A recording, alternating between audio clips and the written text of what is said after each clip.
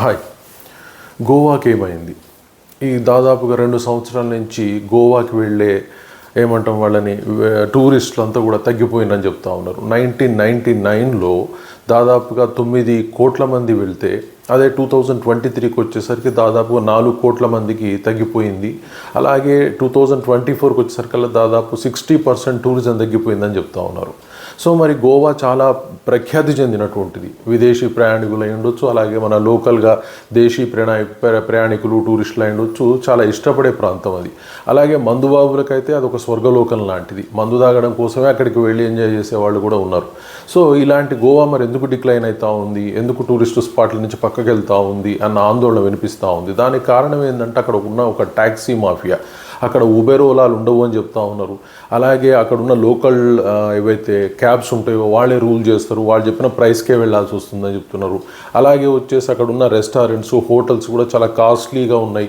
అలాగే వచ్చేసి ఒకరోజు నైట్ స్టే చేయాలంటే దాదాపుగా 8,000 రూపాయలు ఛార్జ్ చేస్తారు గోవాలో అని.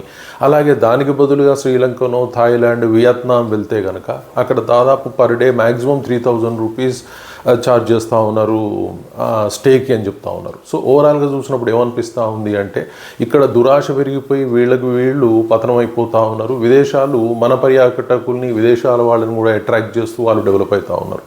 మరి ఆ వెనకటి నుంచి ఉన్నది కదా దురాశ దుఃఖానికి చేయటం అని చెప్పేసి, వస్తున్న వాళ్ళందరినీ తగ్గించుకోవడానికి, వాళ్ళు రాకుండా చేయడానికి ఎవరు ప్రయత్నాలు చేస్తున్నారంటే మనమే ప్రయత్నం చేస్తున్నాం.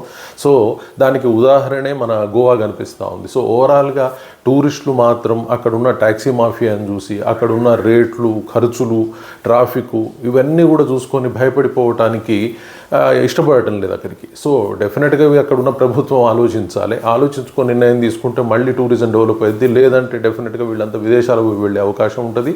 అక్కడ మళ్ళీ చెప్పేది ఏంటంటే అక్కడున్న ఈ టూరిజం డెవలప్మెంట్ వల్లనే 17% జీడిపి గోవాకు సంబంధించి మొత్తం టూరిజం మీదనే. అలాగే అక్కడ ఎంప్లాయబిలిటీ కూడా ఎలా వస్తుందంటే 35% కూడా దీనివల్లనే వస్తుందని చెప్తా ఉన్నారు. మరి ఇలాంటి దాన్ని డిక్లైన్ చేసుకుంటే ఇంకా డెవలప్మెంట్ యాక్టివిటీలు ఎందుకు జరుగుతాయి? సో ఆశపడటం తప్పు లేదు, కానీ దురాశ పడటం మాత్రం తప్పు. ఇది గోవా విషయంలో నిరూపణ అవుతూ ఉంది. Thank you very much.